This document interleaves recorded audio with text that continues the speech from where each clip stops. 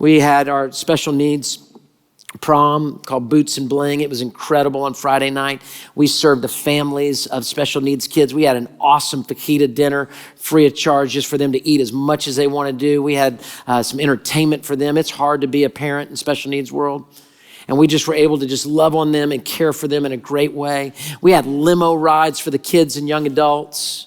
We had a dance party in the gym, was decorated so amazing, so beautiful. We had a picture booth where they could take their pictures, be able to do. We had the bowling alley was rocking and rolling. Everybody was having fun doing that. And then we had a karaoke room.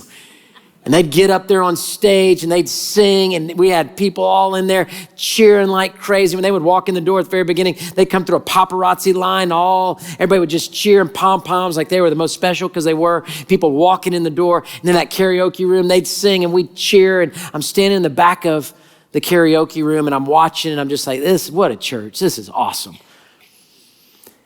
And this girl gets up there, one girl, she got up there and she sang Jesus Loves Me, a cappella. I unfortunately wasn't in the room, but I heard about it from many people. They said we're in a dry eye in the place. And then this girl I was in the room for, she stood up and she said, I dedicate this one to my mom. I know her mom, I know her dad, great people.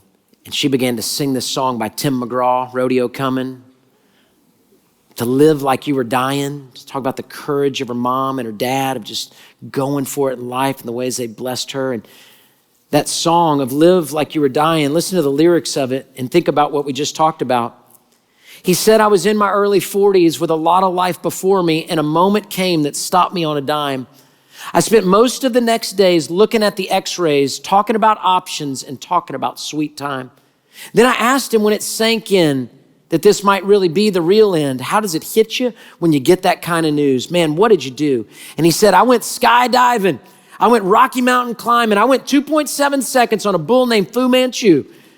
And I loved deeper and I spoke sweeter and I gave the forgiveness I'd been denying. And he said, I hope someday you get the chance to live like you were dying. Next little thing I just want you to hear, it's so good.